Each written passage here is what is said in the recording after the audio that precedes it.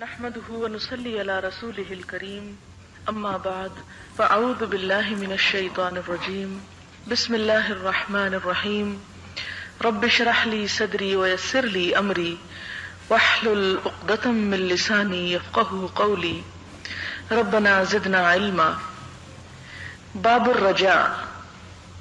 اللہ تعالی سے پر امید رہنے کا بیان. قال اللہ تعالی قل یا عبادی الذین اسرفوا علی انفسهم لا تقنطوا من رحمت اللہ ان اللہ یغفر الذنوب جمیعا انہ هو الغفور الرحیم. اللہ تعالیٰ کا ارشاد ہے، اے پیغمبر صلی اللہ علیہ وسلم، میری طرف سے لوگوں کو کہہ دو کہ اے میرے بندو، جنہوں نے اپنی جانوں پر زیادتی کی ہے، خدا کی رحمت سے نا امید نہ ہونا. خدا تو سب گناہوں کو بخش دیتا ہے اور وہ تو بخشنے والا مہربان ہے. وقال تعالی وهل نجازی الا الکفور، فرمایا اور ہم سزا ناشکرے ہی کو دیتے ہیں. وقال تعالی انا قد اوحی الینا ان العذاب علی من کذب وتولی، نیز فرمایا ہماری طرف وحی آئی ہے کہ جو جھٹلائے اور منہ پھیرے اس کے لیے عذاب تیار ہے. وقال تعالی ورحمتی وسعت کل شیء، نیز فرمایا اور جو میری رحمت ہے وہ ہر چیز کو شامل ہے، ہر چیز پہ چھائی ہوئی ہے.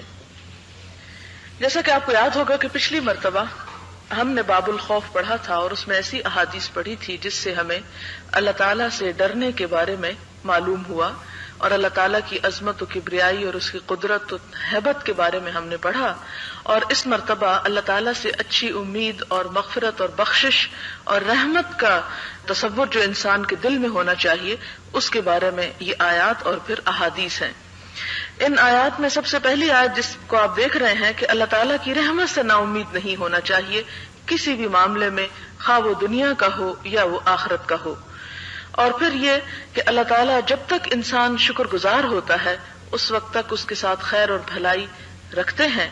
اور اللہ تعالیٰ کی سزا انہی لوگوں پر ہوتی ہے جو نعمتوں کی ناشکری کرتے ہیں. اور ان نعمتوں میں سب سے بڑی نعمت اسلام کی نعمت ہے کہ اگر کوئی شخص اس سے منہ موڑ جاتا ہے تو اس سے پھر اللہ تعالیٰ کی سزا سے وہ نہیں بچ سکتا. اور پھر یہ بھی فرمایا کہ جو جھٹلائے اور منہ پھیرے، یعنی دین اسلام کو جھٹلا دے اور اس سے منہ پھیرے تو اس کے لیے پھر اللہ تعالیٰ کا عذاب تیار ہے. اور یہ بھی کہ اللہ تعالیٰ کی رحمت اس کے غضب پر بھاری ہے اور وہ انسان کے ہزاروں گناہوں کو لمحے میں معاف کر سکتا ہے اگر انسان اپنے رب کی طرف رجوع کرنے والا ہو. اس سلسلے میں پہلی حدیث ہے وعن عبادة بن الصامت رضی اللہ عنہ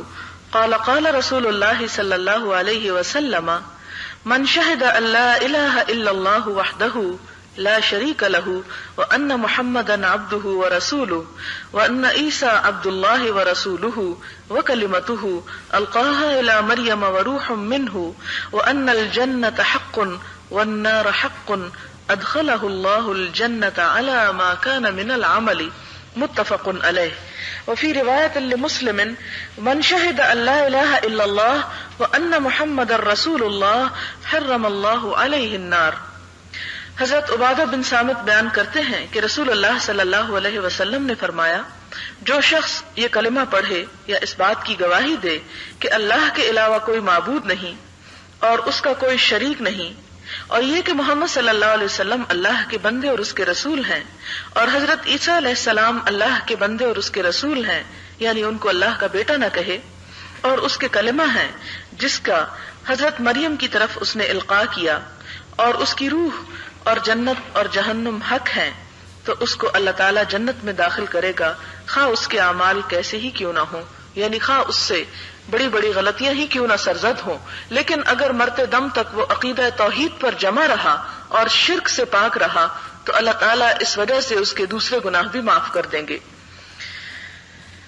پھر دوسری روایت میں ہے کہ جو شخص اس بات کی گواہی دے کہ اللہ کے علاوہ کوئی معبود نہیں اور محمد صلی اللہ علیہ وسلم اللہ کے رسول ہیں تو اللہ تعالیٰ اس پر دوزخ کو حرام قرار دے دیتے ہیں.